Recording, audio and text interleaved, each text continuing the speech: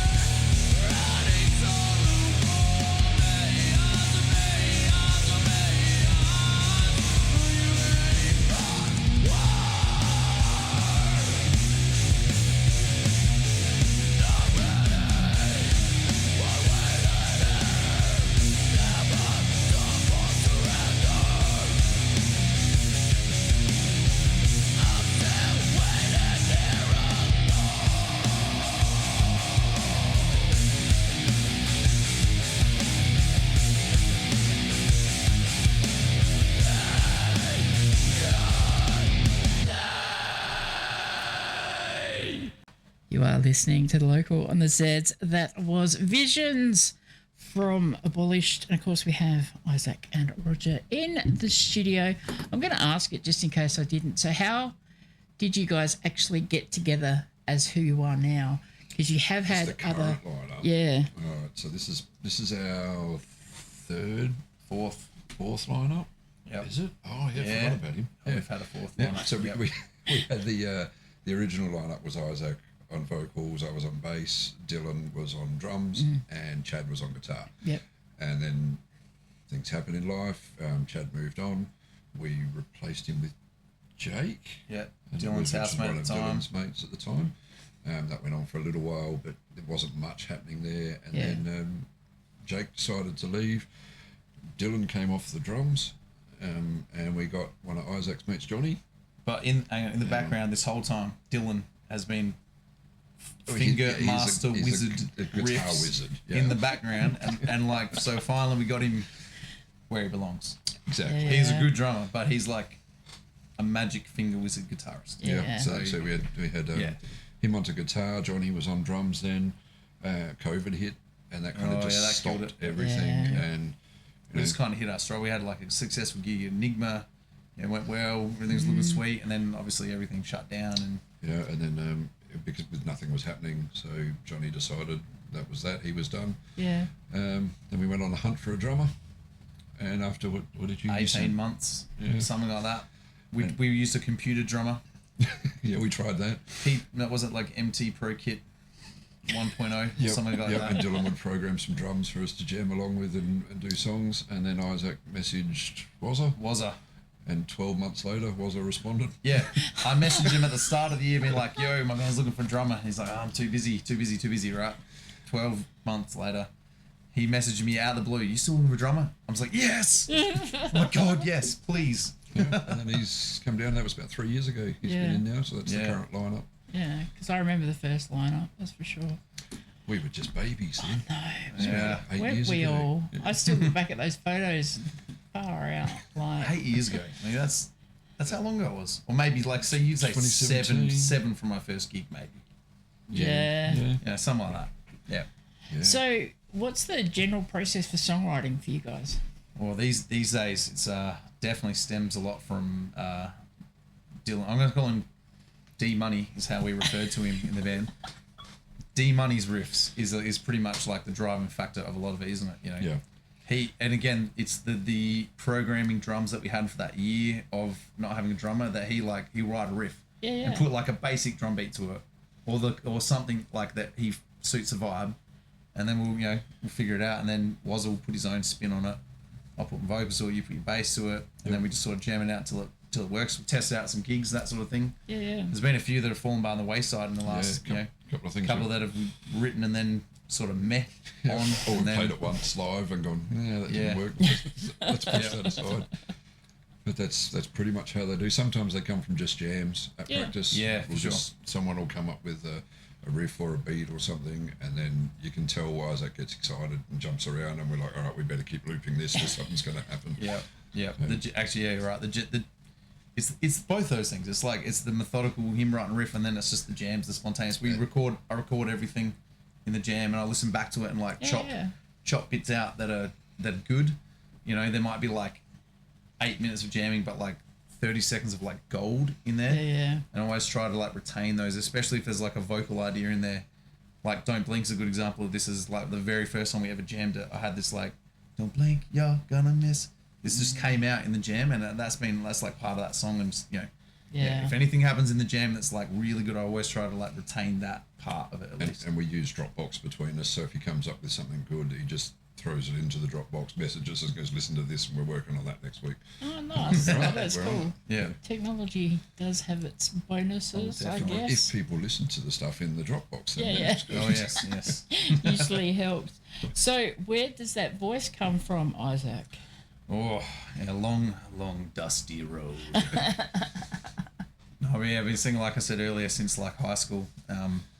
Singing poorly for a long time, and then finding my stride a bit in the last few years. Definitely, sort of finding the own voice, like just letting it, not trying to compare to other singers too much, and just let it be myself a bit more. Certainly on stage as well. Just letting it just playing live is like one of the best developers of your craft or your voice or whatever. Yeah. You know. Any hints or tips for screamos? Not me warm-ups. personally, but Warm ups. Do your warm ups. Warm ups are key. Yeah. Don't even fuck around without warm ups. All right. I still need to tell myself this half the time. And aren't you on a strict no drinking, no smoking before gigs? Yes. Allegedly. Allegedly, yes. So what if you could go back in time and tell somebody something that you've learnt from 7 years ago till now, what would you tell them if they want to get into the into as in like in music perspective? Be yourself with music.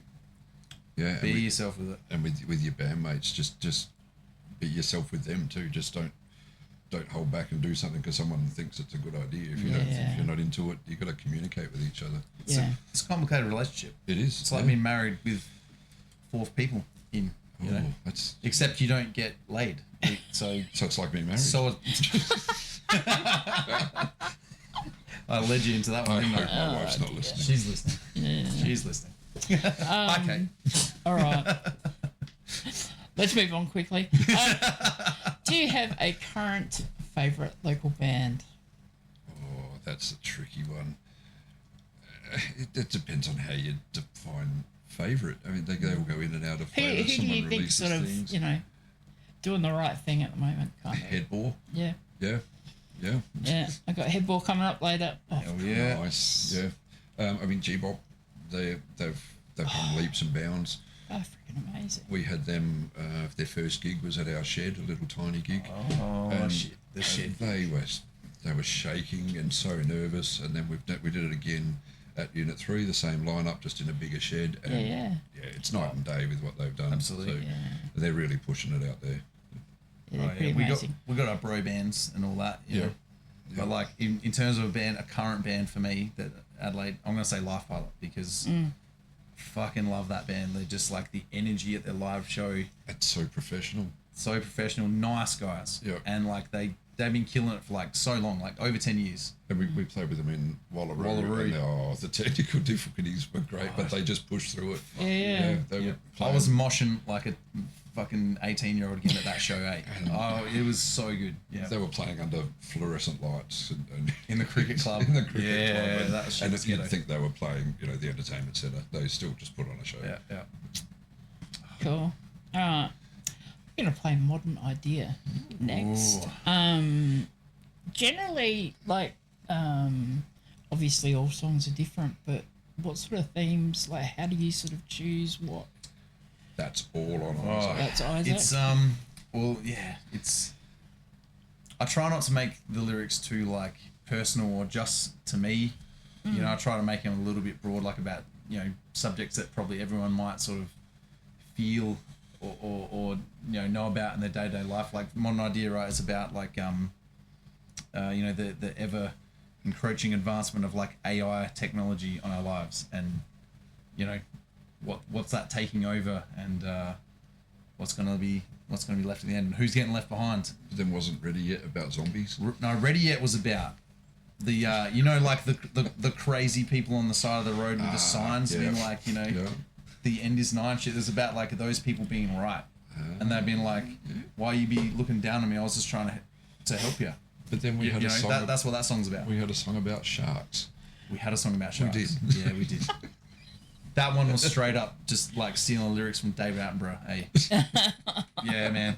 That man's a poet. I'll just say that. All right. You didn't steal them; they were influenced. Yes. Yeah. Okay. Here's Modern Idea. Time is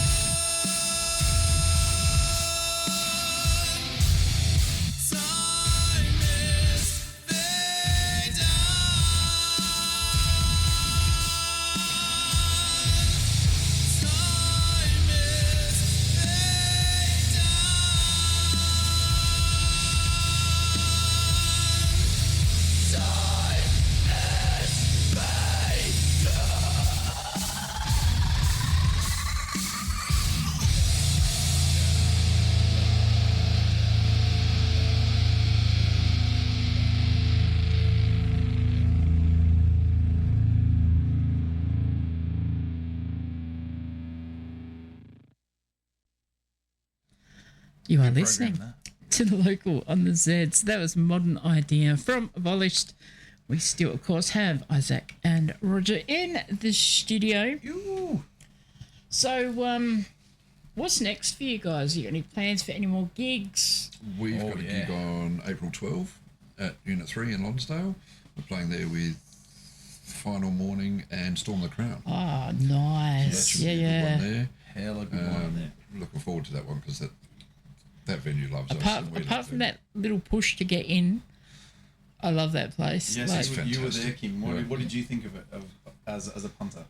nice. It is like also as I sort of look at things differently now because of the height, but it's definitely accessible, and it's a nice spot. Like at no time do you feel pushed that you have to go to the bar or, you know what I mean. Like some venues kind of the bar is everything, but.